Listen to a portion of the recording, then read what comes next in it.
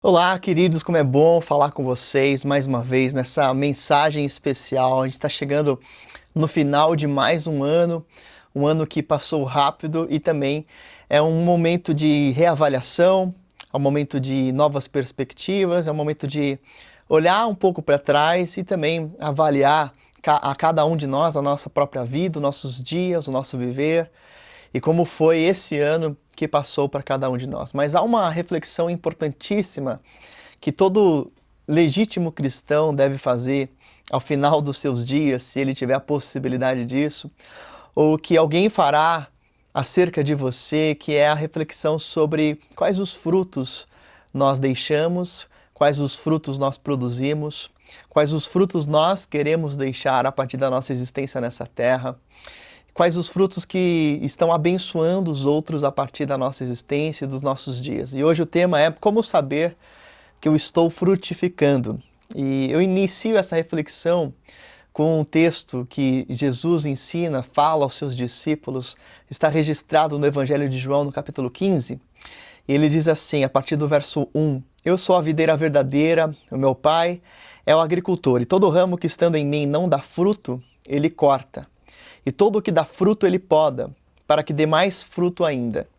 Vocês já estão limpos pela palavra que eu lhes tenho falado. Permaneçam em mim e eu permanecerei em vocês. Nenhum ramo pode dar fruto por si mesmo, se não permanecer na videira. Vocês também não podem dar fruto se não permanecerem em mim. Eu sou a videira, vocês os ramos, e se alguém permanecer em mim e eu nele, esse dá muito fruto. Sem mim, vocês não podem fazer coisa alguma. Se alguém não permanecer em mim, será como o ramo que é jogado fora e seca.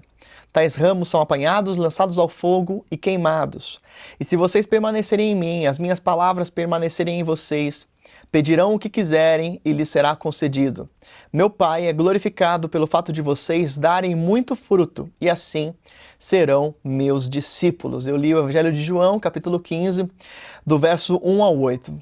Jesus ele dá muito significado, muita importância para a ideia da frutificação espiritual, a ponto de afirmar que quem não dá fruto, o Pai corta. A ideia é que quem não está produzindo frutos não está ligado a Jesus, não tem comunhão com Deus Pai, o próprio Deus Pai o corta. A ideia de que aquele que não está frutificando não é um legítimo discípulo.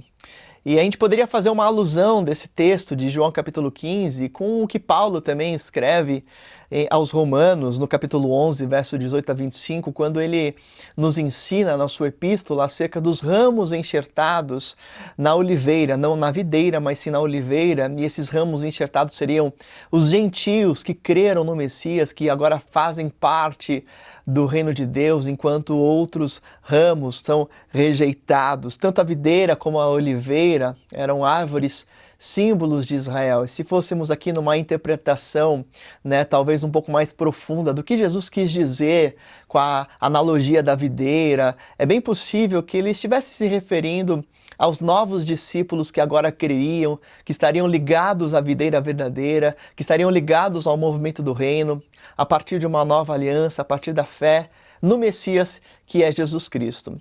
Independente de qual tenha sido também esse desejo inicial de Jesus de falar aos judeus e aos não-judeus, existe aqui uma importância muito grande no significado da frutificação espiritual, ao entendermos o quanto isso é relevante, o quanto isso precisa marcar os nossos dias e ser algo que vai nortear a nossa forma de viver. O fato é que a ideia de fruto e todo o processo que conduz a uma frutificação trazem ilustrações belíssimas, profundas, transformadoras, inspiradoras para o nosso viver com Deus, para a nossa espiritualidade e para a nossa relevância diante da glória do Senhor. A frutificação, ela é o resultado natural daquele que está ligado em Jesus, que tem comunhão com Jesus e que por isso ele desenvolve o seu caráter interior ao longo do tempo, ele cria raízes e assim ele abençoa vidas que estão ao seu redor para a glória de Deus. Quem está ligado em Jesus, ele frutifica naturalmente a partir de quem ele é. A partir das suas raízes, a partir das suas fontes interiores, a partir do seu caráter e do seu coração. Fruto é resultado do caráter.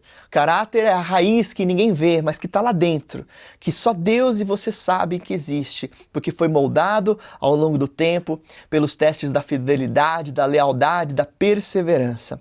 Por isso tem alguns aspectos aqui primordiais sobre a frutificação espiritual que eu quero deixar para vocês hoje. O primeiro aspecto é que frutos são produzidos a partir das raízes. Se a gente fosse fazer uma análise do processo botânico, né, de como as árvores se desenvolvem, como que uma planta nasce, cresce, se reproduz e morre, todo o ciclo de vida, né, das plantas, a gente poderia afirmar que só existe fruto se essa planta estiver madura, e essa planta só vai amadurecer se ela tiver raízes solidificadas, se ela tiver raízes que estão lá profundas. Poderíamos afirmar que somente árvores maduras produzem frutos e uma árvore só amadurece se tiver boas raízes. O crescimento da raiz é algo que a gente não vê a olho nu, né?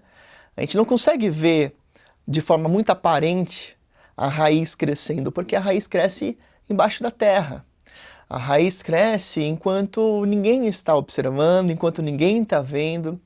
E eu vejo uma analogia muito semelhante ao que Jesus disse no Sermão do Monte, lá em Mateus capítulo 7, verso 24 a 27, quando ele faz a comparação entre a casa que é erigida sobre a rocha e a casa que é construída sobre a areia.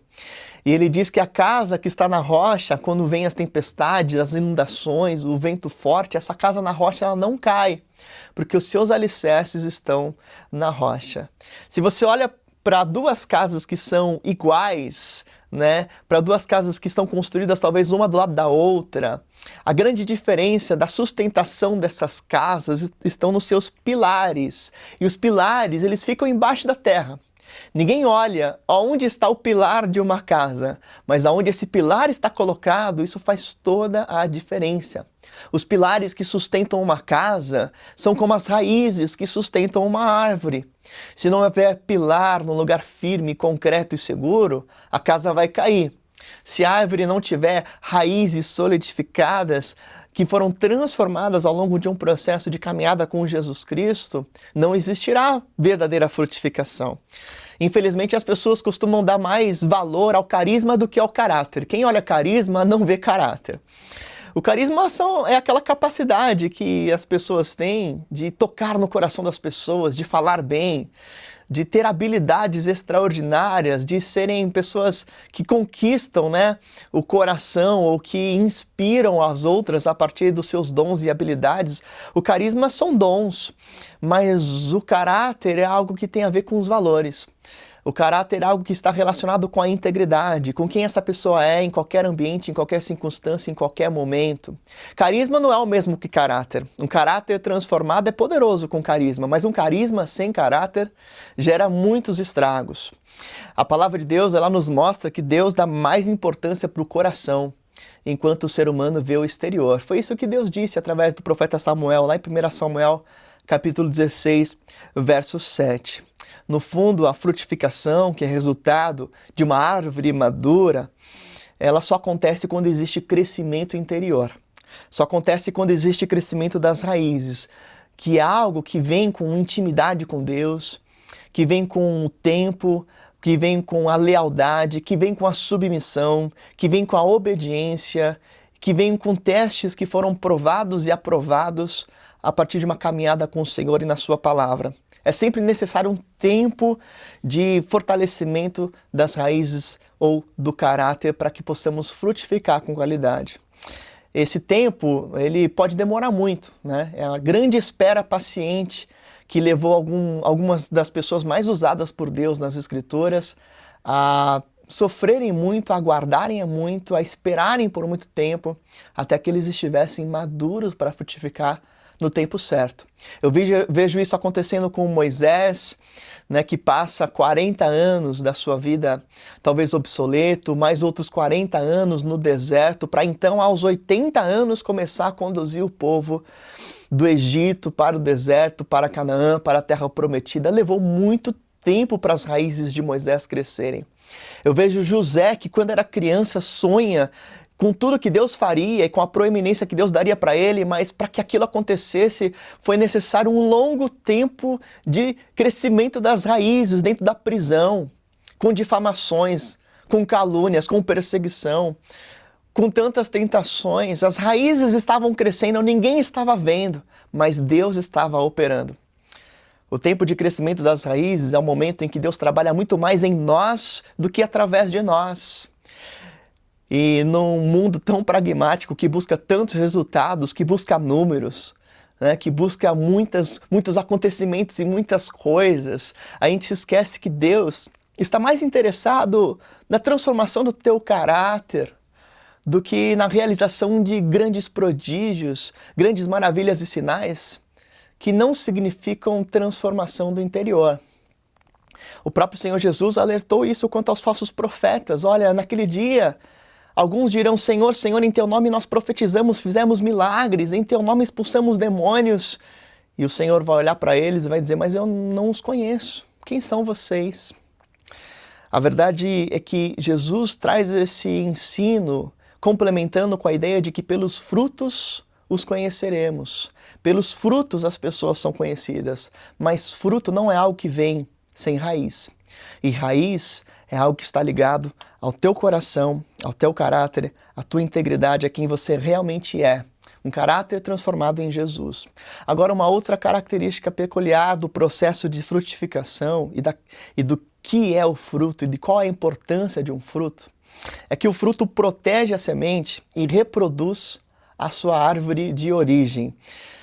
O fruto, ele tem como característica própria a proteção de uma semente que está lá no meio dele. Mas além disso, a semente que está dentro do fruto, ela tem o poder de reproduzir a árvore da qual ele se originou. É a ideia da reprodução dentro da botânica, né? A semente, ela contém todo o código genético da árvore que a gerou. E a partir de uma semente é possível produzir toda uma nova árvore. A ideia é que fruto é a evidência da maturidade reprodutiva de uma árvore. Ou seja, quando uma árvore tem maturidade para se reproduzir, então ela gera um fruto, porque é a capacidade de agora ela se multiplicar em uma outra árvore. Quando a gente vai para a revelação bíblica, no Novo Testamento, nas cartas de Paulo, a gente vê que a ideia do fruto também está ligado à reprodução do caráter de Jesus em nós, a partir de uma vida no Espírito. É isso que Paulo escreve aos Gálatas, no capítulo 5, verso 22. Mas o fruto do Espírito é amor, alegria, paz, paciência, amabilidade, bondade, fidelidade, mansidão e domínio próprio. Que fruto fantástico, né? Que fruto maravilhoso. É um fruto com vários gominhos, é como uma mexerica, né? É um fruto que tem aí amor, longanimidade, domínio próprio, paciência, bondade. O que é esse fruto? É o resumo das características presentes no caráter de Jesus. Se alguém te perguntasse quem e como Jesus é amoroso, é bondoso, é longânimo, tem domínio próprio, né? É alegre, tem paz, é fiel, é manso. Jesus é tudo isso. Reproduzir o fruto do Espírito é ser como Jesus, é reproduzir o caráter de Jesus dentro de mim, em quem eu sou. Então a ideia de proteger a semente, que é uma das funções do fruto, é a ideia de você proteger esse DNA de Jesus. É você ter Jesus como o seu tesouro mais precioso, como algo que você precisa guardar lá dentro, como algo que você santifica diariamente nos seus hábitos, nos seus relacionamentos, na sua família, na sua vida, como algo que você traz como bem mais precioso, como algo mais importante da sua existência. Essa é a semente, é a vida de Jesus vivendo em você e sendo reproduzida em você, nas suas atividades diárias e nos seus relacionamentos. Da mesma forma, a semente ela vai ter grande utilidade quando ela é plantada novamente e ela então reproduz uma nova árvore que vai produzir novos frutos. Na prática, isso significa que é incompatível alguém que afirma crescer à semelhança de Jesus mas não se multiplicarem novos discípulos. Ou seja, não é coerente com a proposta bíblica alguém que se reconhece maduro espiritualmente, mas que não se multiplica intencionalmente em novos discípulos. Porque o propósito e a evidência da maturidade da árvore é quando ela consegue se reproduzir. Então, um discípulo de Jesus ou um cristão que se ache maduro, mas que não está se reproduzindo em novos discípulos, que não está intencionalmente levando outras pessoas a viverem como Jesus, a replicarem o caráter de Cristo a partir dela mesma, isso é incoerente. Isso está em desacordo com toda a teologia do fruto, com toda a proposta bíblica do porquê devemos frutificar e para que devemos frutificar. Então, alguém que afirma assim, sou maduro em Cristo, mas não tem discípulos para apresentar, não tem discípulos pessoais que foram intencionalmente ensinados, inspirados, acolhidos, amados por você, por essa pessoa, é algo que não faz nenhum sentido, né?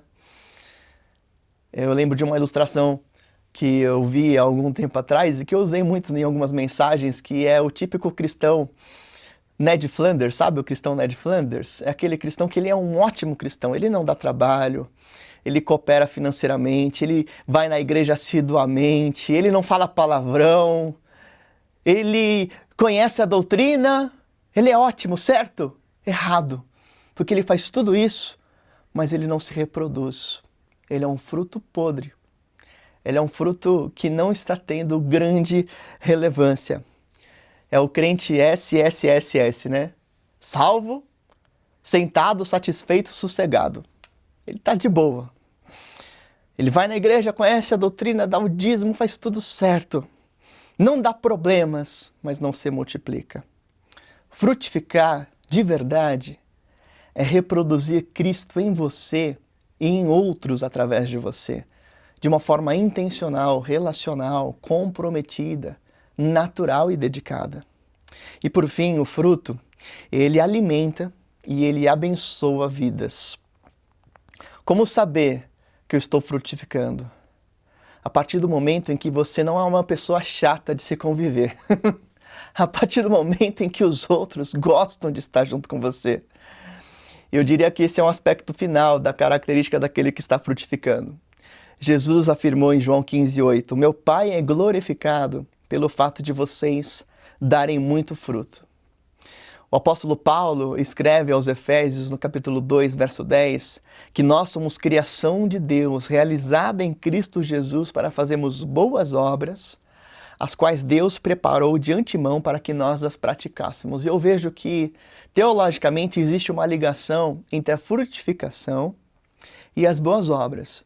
Por quê? Porque Jesus, ele afirma lá no Sermão do Monte, em Mateus capítulo 5, verso 16, que a nossa luz, como verdadeiros discípulos, deveria brilhar diante dos homens para que vejam as nossas boas obras e glorifiquem ao Pai, ao nosso Pai. Veja que, biblicamente, o caminho para glorificarmos a Deus a partir do fruto é através da produção de boas obras. As nossas boas obras fazem com que outros glorifiquem ao Pai. Nós somos criados para boas obras. E quando nós damos muito fruto, nós glorificamos ao Pai. Veja que glorificar a Deus é algo que acontece mediante a frutificação em boas obras. E o que são essas boas obras? Se a gente for mais a fundo, né, no grego bíblico, na exegese bíblica, a gente vê que Paulo, ele utiliza a palavra ágatos em Efésios 2:10, enquanto Jesus utiliza a palavra kalos ergon, né? Boas obras em Mateus 5:16 e boas obras em Efésios 2. Então você tem dois termos em grego, ágatos e kalos. É interessante que dentro da filosofia grega existia, né? A filosofia era produzida pela aristocracia. Eram pessoas que tinham por direito à herança de terras e propriedades, e por isso eles tinham bastante tempo para refletir e produzir filosofia, né? Mas eles tinham um termo que eles falavam para os jovens aristocratas o seguinte, você precisa ser kalos kai ágatos, que é a junção de kalos e ágatos, ou seja, você precisa ser nobre de nascimento, mas nobre em atitudes. E eu vejo que é mais ou menos essa ideia que o apóstolo Paulo está trazendo aqui para nós e que Jesus também trouxe aqui para nós. A ideia de que nós não somos bons na nossa natureza, mas a partir do momento que nós somos filhos de Deus, nós somos feitos justos e por isso somos justificados e temos a capacidade de fazer o bem. Espiritualmente ligados em Deus, nós somos feitos justos e agora nós devemos reproduzir a bondade de Deus em nossas atitudes. Nós temos que representar aquilo que Deus nos faz ser, a partir das nossas palavras, das nossas atitudes, dos nossos pensamentos, dos nossos julgamentos, dos nossos relacionamentos. É a intenção correta ligada com a ação correta. Não é só a boa ação com a má intenção, mas é um coração transformado que gera atitudes transformadoras.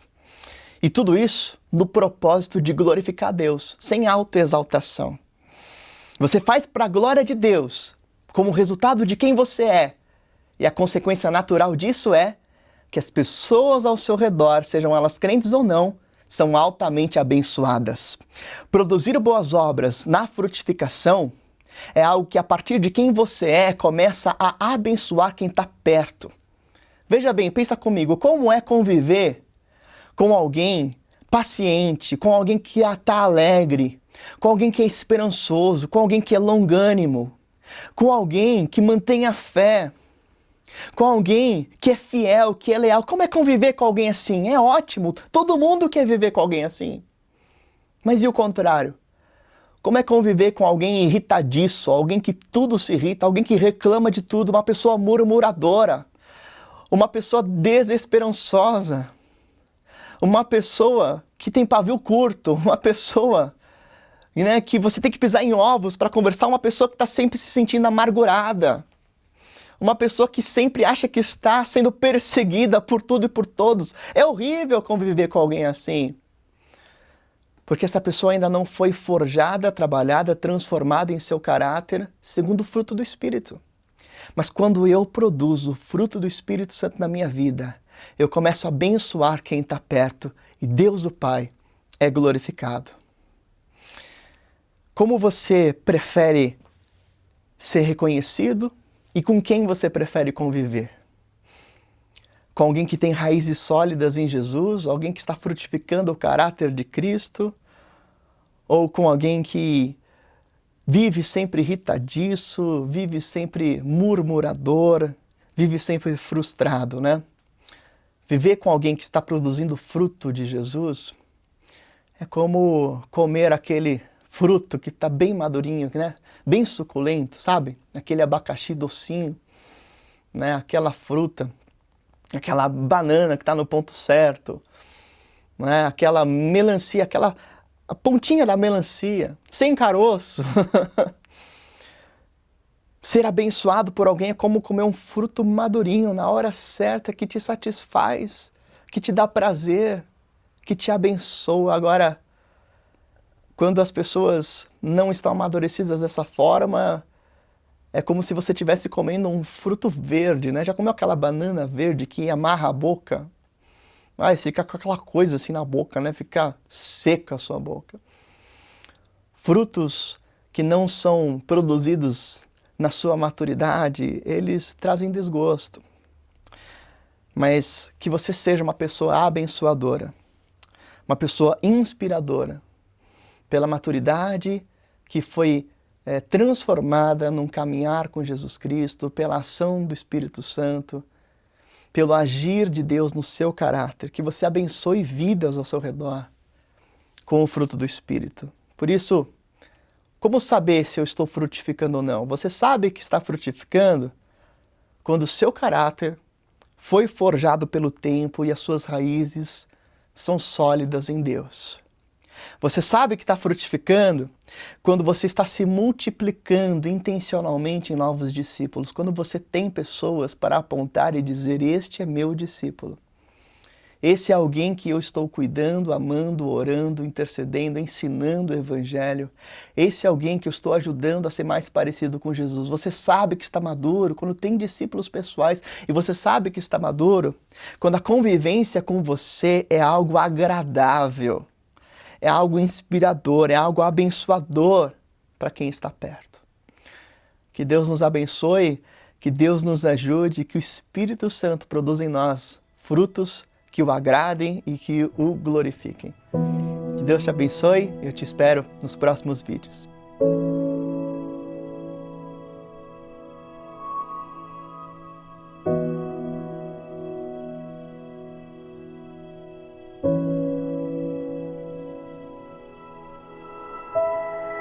Quando eu oro pela nossa igreja, e quando eu sonho com a nossa igreja, e quando eu estou pensando a Deus, o que o Senhor quer fazer em meio à nossa igreja, eu oro para que o Espírito Santo de Deus inspire cada membro, cada discípulo, cada coração, para que nenhum daqueles que congregam entre nós acredite que está lá para apenas ser servido, mas para ser mobilizado, capacitado e para servir na missão de Deus. Eu creio que a igreja não é um lugar onde os nossos gostos são satisfeitos, mas é um lugar onde a glória de Deus é manifesta, porque Ele é adorado. Eu creio que o desejo de glorificar a Deus, e eu oro para que o desejo por glorificar a Deus seja o nosso principal combustível para cumprirmos a sua missão, para amarmos vidas, para mostrarmos para o mundo que é possível viver o reino de Deus a partir das nossas convivências, nossos relacionamentos, da nossa comunhão, que é o que nós chamamos de corpo de Cristo. Eu oro por cada líder dos nossos pequenos grupos multiplicadores, por cada membro dos nossos PGMs, por cada líder envolvido, cada pessoa que está nos nossos ministérios, para que nunca deixe de amar a Deus acima de todas as coisas e entender que o que nos faz relevantes nessa terra é inspirar outras pessoas para a eternidade. É conduzirmos outras vidas a amarmos ao Senhor Jesus e que o nosso amor pelo reino de Deus seja maior do que qualquer ego que estiver em nós. Eu oro para que a nossa igreja seja uma igreja tão acolhedora, tão unida, tão focada nos mesmos propósitos, no mesmo coração, tendo Jesus Cristo como cabeça, ao ponto de que todos os que estão ao redor e cada visitante que chegar nos nossos cultos, cada pessoa que participar de um PGM, de uma reunião nossa, possa ver a presença de Jesus manifesta. Porque quando existe a unidade do corpo e um só propósito, ali Jesus Cristo está, é o corpo visível de Deus que está sendo manifesto, tocável, que está tangível, que está presente entre nós. Que nós sejamos essa manifestação real, visível de Jesus Cristo em nossa igreja, em nossa unidade, em nossas atividades. É assim que eu oro por cada um de vocês, é assim que eu oro por nós.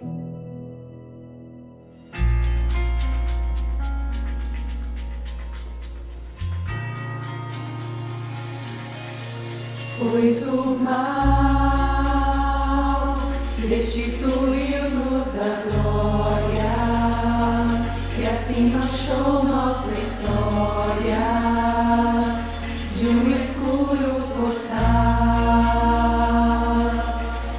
Pois não se viu nenhum justo na terra que o amor merecesse e a vida eterna. Não se viu nenhum só. Deus nos amou com tanto amor e mandou seu Filho aqui para nos salvar. Que grande amor do meu Senhor, que desceu do céu para vir nos perdoar, e todos possam crer e viver esse grande amor do meu Senhor, que nos amou com tanto amor. Quem sou eu para merecer tua graça? Pois o que posso ofertar-te não tem igual valor. Meu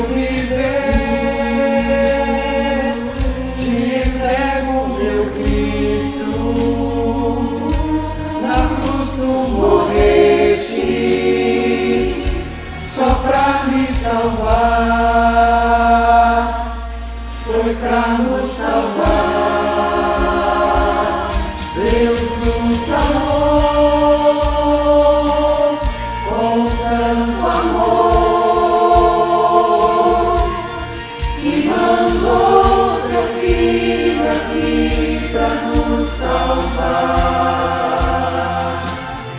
de grande amor.